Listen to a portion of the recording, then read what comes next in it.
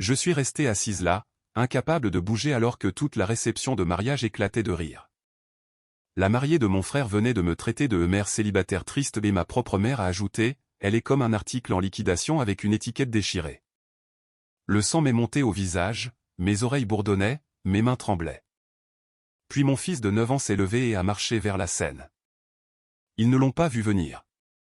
Je me souviens encore de la seconde exacte où toute la pièce est devenue silencieuse. Ce n'était pas le genre de silence qui suit un beau toast ou une belle première danse.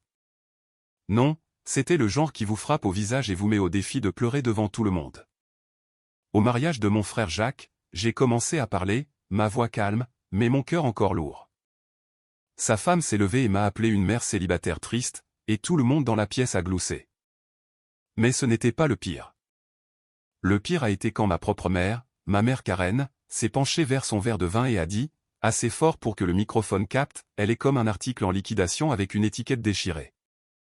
Et juste comme ça, ils ont tous ri davantage. Chaque invité, chaque fourchette s'est arrêtée en l'air, chaque petit rire qui a commencé petit et s'est transformé en hurlements qui ont encerclé mon cou comme une écharpe faite d'embarras. Je suis resté assise là, incapable de bouger. Je pouvais sentir le sang monter à mon visage, mes oreilles bourdonnaient, mes mains tremblaient légèrement alors que j'essayais de saisir mon verre d'eau, mais je ne pouvais pas le ramasser sans en faire couler. J'ai serré mes poings à la place, espérant que personne ne verrait à quel point je tremblais. Mes yeux ont automatiquement regardé Jacques, mon petit frère. Il était assis à la table principale, baissant les yeux vers ses genoux. Son visage ne montrait rien, mais sa mâchoire bougeait. Ses yeux ont glissé vers moi une fois, juste une fois, puis se sont détournés comme s'il ne supportait pas de regarder. Ce minuscule éclair de honte dans ses yeux, cela m'a écrasé. Je me sentais de nouveau comme si j'avais 8 ans, debout derrière la remise où les filles du quartier avaient l'habitude de parler de ma bizarrerie, de l'aspect bon marché de mes vêtements. Sauf que cette fois, ce n'étaient pas des étrangères. C'était ma famille. Mes propres parents. Et pourquoi? Parce que je suis une mère célibataire. Parce que je ne suis pas arrivé enveloppé de satin et d'une élégance parfaitement taillée comme Jessica. Jessica, la petite amie de Jacques, ou plutôt sa femme maintenant. Elle se tenait sur cette scène dans sa robe blanc ivoire, tenant le microphone comme si c'était un bâton dans une course qu'elle avait déjà terminée. Son sourire n'atteignait pas ses yeux. Non pas qu'il l'ait jamais fait. J'avais passé la dernière année à la regarder faire semblant à chaque réunion de famille, faisant des compliments qui ressemblaient davantage à des critiques, m'appelant courageuse pour élever un enfant toute seule. Comme si j'étais un chien de sauvetage qui avait juste besoin d'éloges pour rester en vie. Et puis il y avait ma mère. Karen, la femme qui avait l'habitude de tresser mes cheveux avant l'école, me regardait maintenant comme si j'étais un bon de réduction expiré. Autrefois précieux, maintenant sans valeur. Pourquoi ces mots faisaient-ils si mal? Pourquoi m'en souciais-je encore?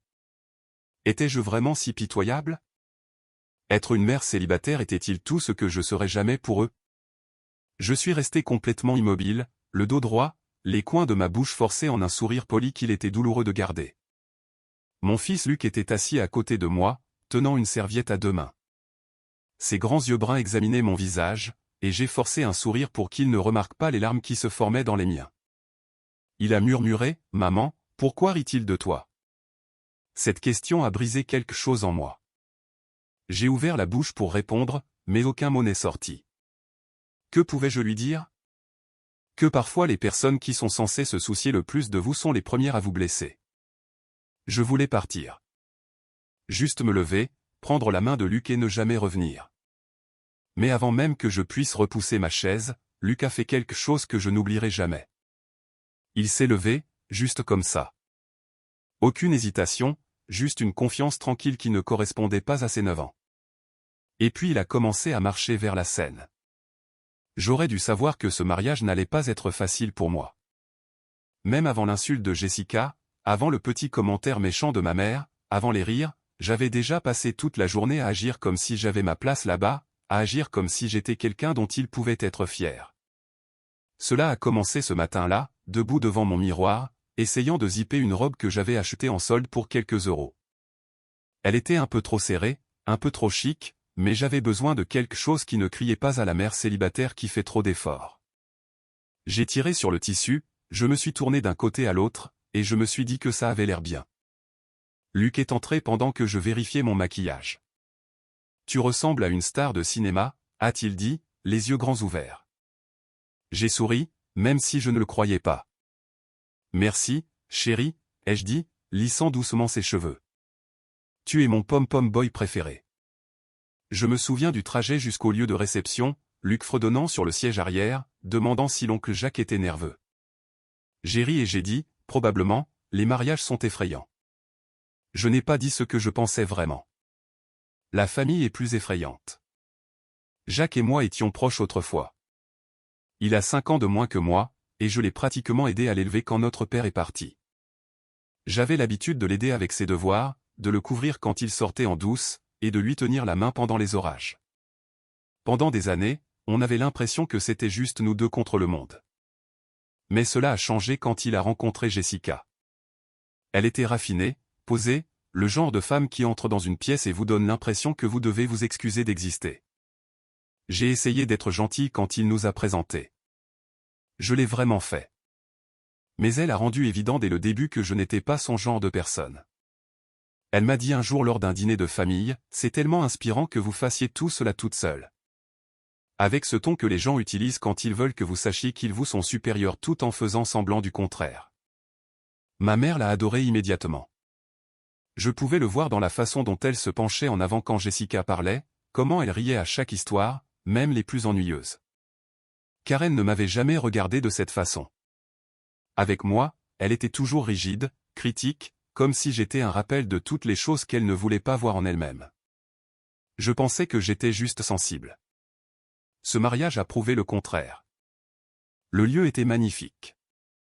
Des roses blanches partout, une douce musique de violon flottant dans l'air, la lumière des bougies vacillant sur des verres à bord dorés.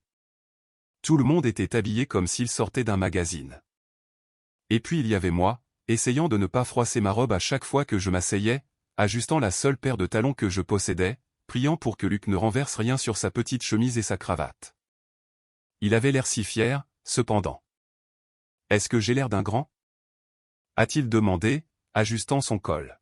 « Tu ressembles à l'homme de la situation, lui ai-je dit, et je le pensais vraiment. » Au fur et à mesure que la soirée avançait, j'ai souri, acquiescé, fait la conversation. J'ai ri à des blagues que je ne trouvais pas drôles. J'ai gardé la tête haute, même quand j'ai surpris quelques regards des amis de Jessica. Je survivais jusqu'à ce moment au microphone, et tout ce que j'avais maintenu ensemble, mon sang-froid, ma fierté, mes années de faux-semblants se sont effondrés. Les rires ressemblaient à des couteaux. Et à ce moment-là, j'ai vu quelque chose dans les yeux de Luc qui a tout changé. Pas de la peur, pas de la confusion, mais de la protection. Il n'allait pas les laisser rire de moi, pas sans rien dire. Alors, il s'est levé et a marché vers la scène. Et moi, je suis resté assise là, retenant mon souffle. Mon cœur a sombré alors que je regardais Luc marcher vers la scène. Au début, j'ai pensé qu'il était juste confus, allant peut-être chercher une serviette ou suivre le son de la musique, ou mon Dieu, je ne sais même pas. J'espérais qu'il reviendrait simplement à la table, que tout ce moment passerait, que d'une manière ou d'une autre je pourrais disparaître dans ma chaise et faire semblant de ne pas venir d'être embarrassé devant 100 personnes. Mais il a continué à marcher, lentement, déterminé, chaque petit pas tapant sur le plancher en bois brillant comme un compte à rebours. Je ne pouvais pas l'arrêter. Les gens ont commencé à le remarquer. Quelques-uns se sont retournés sur leur siège. Quelqu'un a chuchoté, « C'est son enfant ?» Je pouvais sentir chaque regard me couper la peau. Je me suis levé à moitié, tendant la main comme si je pouvais peut-être le rappeler sans faire de scène. « Luc » ai-je sifflé, la voix tendue, à peine audible. « Reviens ici. » Mais il n'a même pas regardé en arrière. Il a juste gravi les 2 marches de la scène où Jessica se trouvait quelques instants auparavant, son bouquet reposant maintenant sur le bord de la table comme un prix qu'elle n'avait pas mérité. Le DJ s'est penché, essayant de le guider doucement. Et mon pote, ce n'est pas. Mais Jacques a levé une main de son siège et a dit, « Laissez-le parler. » Cela a attiré l'attention de tout le monde. Mon bébé, mon doux et maladroit garçon de 9 ans amoureux de Minecraft, se tenait maintenant devant un microphone, les 2 mains agrippant le pied comme s'il le maintenait stable. Il avait l'air si petit, éclipsé par les grandes roses blanches derrière lui. Mais quelque chose dans la façon dont il se tenait lui donnait l'air de mesurer 10 pieds à mes yeux. La pièce s'est tue. Même Karen a posé son verre de vin. Même Jessica, qui était occupée à rire faussement de quelque chose qu'une de ses demoiselles d'honneur avait chuchoté, s'est retournée lentement, le visage se raidissant. Et puis il a parlé. Je sais quelque chose sur la mariée, a-t-il dit, juste comme ça. Pas de tremblement, pas de bégaiement. Mon cœur battait si fort que je pouvais à peine entendre le silence dans la pièce. Mes mains étaient moites, ma bouche sèche, mon pouls battait contre ma gorge comme s'il essayait de s'échapper. S'il te plaît, ne dis rien de gênant, ai-je supplié intérieurement. S'il te plaît, ne dis pas quelque chose qu'il regrettera.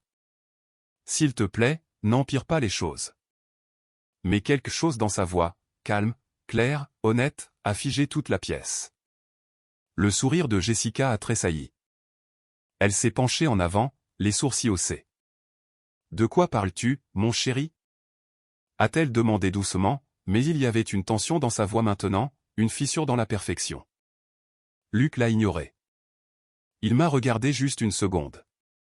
Et à ce moment-là, je pouvais tout voir derrière ses yeux, sa confusion, sa protection, sa colère, et autre chose. Quelque chose de silencieux et de puissant. De la conviction. Puis il a regardé à nouveau les invités. Je l'ai entendu dire quelque chose, a-t-il dit, avant le mariage. Des halètements ont volé dans la pièce comme une soudaine rafale d'air froid. Le visage de Jessica a changé très légèrement, mais je l'ai surpris. Cet éclair de panique. Je ne pouvais pas bouger. J'avais l'impression que le sol sous moi avait disparu, que toute la pièce était suspendue dans ce seul moment juste avant que tout ne s'effondre. Et tout ce que je pouvais penser c'était, qu'a-t-il entendu? Luc avait été avec moi toute la journée. Il ne s'était pas retrouvé seul avec Jessica, n'est-ce pas? Et puis je me suis souvenu que plus tôt dans l'après-midi, je l'avais envoyé chercher les toilettes pendant que j'aidais à arranger la boutonnière de Jacques. 5 minutes. C'est tout ce qu'il a fallu. Il a dû entendre quelque chose. Le silence s'étirait, fin comme du verre. Personne ne respirait. Personne ne bougeait. Et Luc était sur le point de lâcher quelque chose qui allait tout briser. Je me sentais comme sous l'eau. Tout a ralenti. Les sons autour de moi, les lumières vacillantes, même le remaniement nerveux des personnes bougeant sur leur siège. Tout ce que je pouvais entendre était la précipitation de mon propre rythme cardiaque battant dans mes oreilles comme un tambour avertissant de quelque chose d'énorme, de quelque chose d'irréversible. Luc se tenait toujours au microphone, de petites mains agrippant le pied, une ride sur le front, le genre qu'il avait quand il se concentrait, comme lorsqu'il essayait de résoudre un problème de mathématiques difficile ou de battre un niveau difficile dans un jeu vidéo. Mais ceci n'était pas un jeu. Je ne pouvais pas respirer. Une partie de moi voulait se précipiter là-haut et le tirer en arrière, lui murmurer à l'oreille que ce n'était pas son travail de réparer ça, que j'étais l'adulte et que je pouvais m'en occuper, que j'avais survécu à pire. À peine, peut-être, mais je l'avais fait. Mais l'autre partie de moi, la partie qui avait encore mal à cause des rires, qui brûlait encore de la piqûre de la trahison, savait que je ne pouvais pas l'arrêter parce que Luc avait pris une décision et je pouvais le voir sur son visage. Il prenait ma défense, la sienne, la nôtre. Il s'est raclé la gorge. Et dans la pièce la plus silencieuse où j'ai jamais été, même ce minuscule son n'a résonné. Je cherchais les toilettes, a-t-il dit doucement. Avant que le mariage ne commence. Il m'a regardé de nouveau, cette fois plus longuement. Son visage ne demandait pas de permission. Il disait simplement, tu m'as appris à dire la vérité. Je fais juste ce que tu m'as appris. J'ai senti une larme glisser sur ma joue et je l'ai rapidement essuyée avec le bord de ma serviette. Je ne savais pas si c'était de la peur, de la fierté, ou les deux. Je suis passé devant cette pièce, a-t-il continué, et j'ai entendu Jessica parler à l'une de ses amies. Jessica a bougé sur son siège, sa bouche s'est légèrement ouverte comme si elle allait l'interrompre, mais elle ne l'a pas fait. Peut-être qu'elle ne pouvait pas. Peut-être qu'elle réalisait ce qui allait arriver.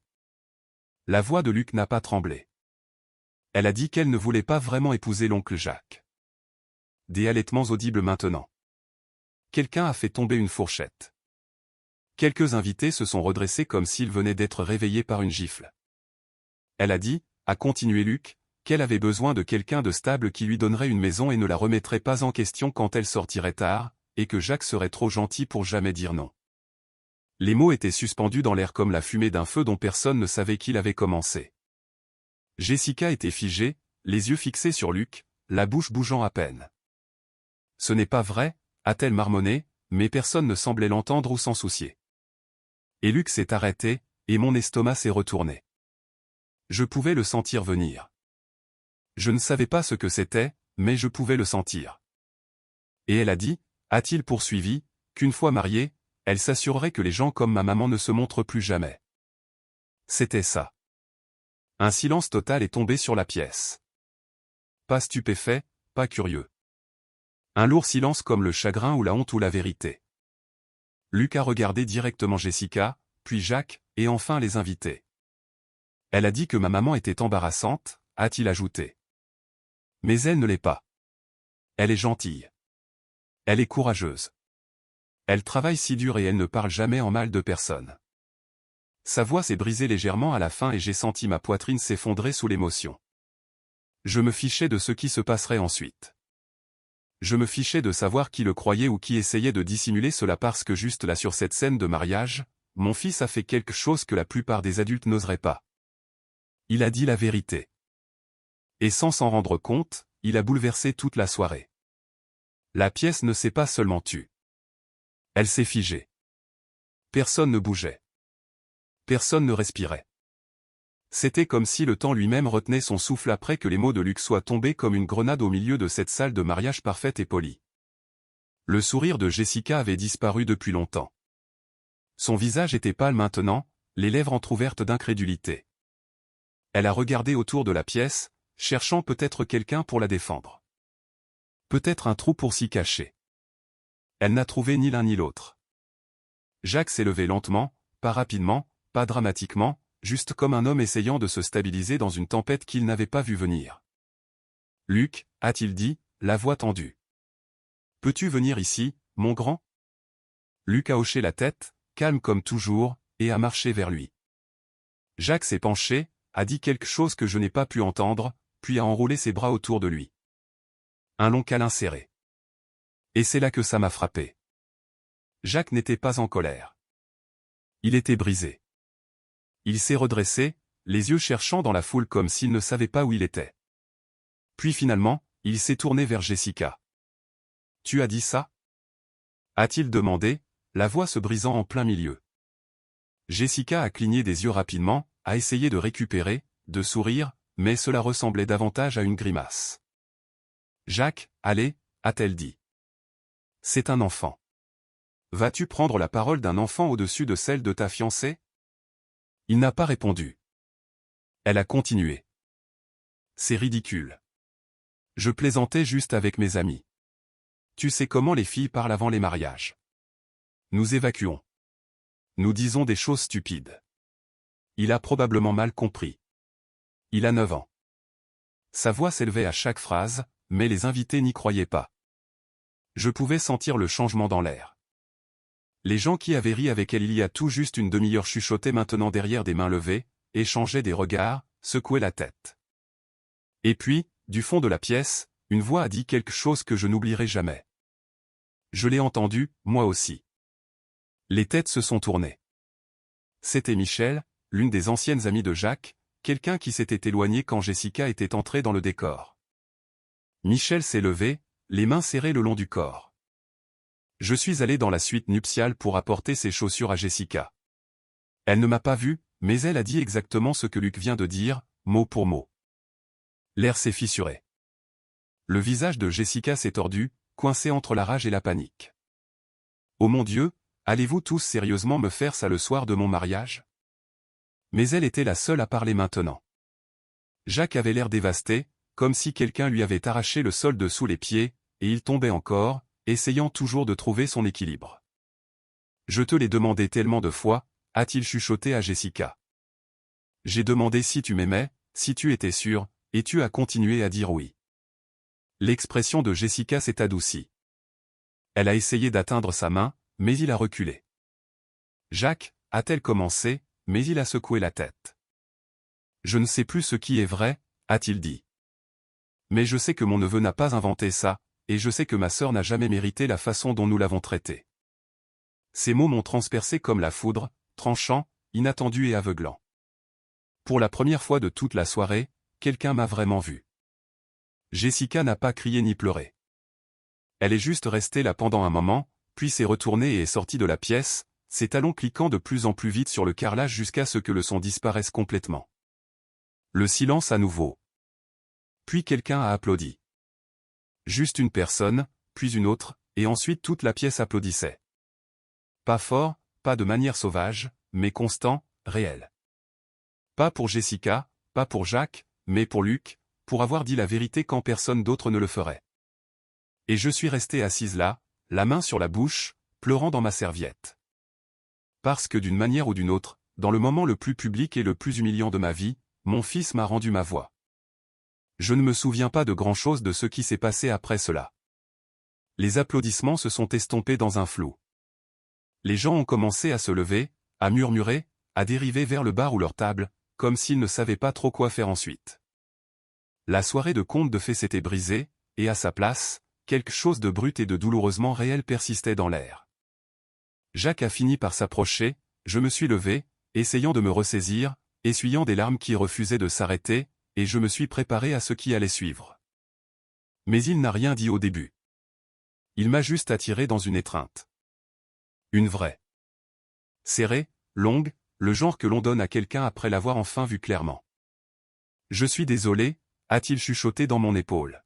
« Mon Dieu, ami, je suis tellement désolé. » C'est à ce moment-là que j'ai lâché prise juste une seconde, mes bras autour de lui. Les années de distance et de blessures pressant entre nous comme du verre qui s'était enfin fissuré. Je ne savais pas si tout irait bien à partir de ce moment, mais je savais ceci. Il m'avait enfin vu. Et c'était plus que ce que je n'aurais jamais pensé obtenir. Plus tard dans la nuit, Luc et moi étions assis dans la voiture sur le parking presque vide, le lieu de réception brillant faiblement derrière nous. Je l'ai regardé dans le rétroviseur, son petit visage adouci par le sommeil, sa veste de costume enlevée, son nœud papillon lâche, ses boucles humides de sueur à cause de la tension de la soirée. « Ça va, chérie ?» ai-je demandé doucement. Il a hoché la tête lentement. « Oui. Et toi ?» Cette question m'a frappé plus durement que n'importe quoi de ce qui avait été dit à ce mariage. « Je crois que oui », ai-je répondu. « Je crois que je vais vraiment bien. » Il est resté silencieux un instant, puis a dit, « Tu n'es pas un article en liquidation. Tu es la meilleure maman du monde. » Les larmes ont de nouveau coulé, mais cette fois elles ne piquaient pas. Elles semblaient chaudes, guérisseuses, comme la pluie après une chaleur longue et étouffante. Cette nuit-là, je l'ai bordé dans son lit comme je le fais toujours, mais je l'ai tenu un peu plus longtemps que d'habitude. J'ai embrassé son front, j'ai lissé ses cheveux en arrière, et j'ai chuchoté, « Je suis tellement fier de toi, Luc. Tu as été si courageux. » Il a souri, à moitié endormi. « C'est toi qui me l'as appris. » Et juste comme ça, tout a changé. J'avais l'habitude de penser qu'être une mère célibataire me rendait inférieur, comme si ma vie avait un tampon dessus. Retourné. Endommagé, pas tout à fait suffisant. Mais mon fils ne me voyait pas de cette façon. Et quand il s'est levé devant une pièce pleine d'adultes pour me défendre, il m'a rappelé quelque chose que j'avais oublié. Je ne suis pas faible. Je ne suis pas brisée. Je suis juste humaine. Et j'ai survécu à plus de choses que la plupart des gens. Jacques a fini par reporter la lune de miel. Il a dit qu'il avait besoin de temps pour réfléchir. Nous avons parlé quelques jours plus tard. Vraiment parlé. Et je pouvais sentir quelque chose se reconstruire entre nous. Lentement, doucement, pas parfaitement, mais honnêtement. Karen ne s'est jamais excusée. Elle a envoyé un texto froid une semaine plus tard. « Je suis sûr que tu comprends que les choses ont dégénéré. J'espère que tu vas bien. » Je n'ai pas répondu, et pour la première fois de ma vie, je n'avais pas besoin de son approbation parce que j'avais Luc et je m'avais moi-même. Les gens disent toujours que les mariages rapprochent les familles. Celui-ci a arraché le masque et j'en suis reconnaissante. Je n'ai rien perdu cette nuit-là. J'ai gagné en clarté. J'ai gagné la vérité. Et j'ai gagné le genre de fierté qu'aucune robe de créateur ou image polie ne pourrait jamais offrir. Il s'avère que je n'étais pas celle avec l'étiquette déchirée. J'étais celle qui avait gardé son intégrité intacte pendant que les autres vendaient la leur pour quelques euros. Et la personne qui m'a rappelé cela était un garçon de 9 ans avec une cravate à clip tenant ma main. Et donc, oui, c'est l'histoire de la façon dont mon fils, mon courageux et beau garçon de 9 ans, s'est levé à un mariage et a tout changé avec juste quelques mots et beaucoup de cœur.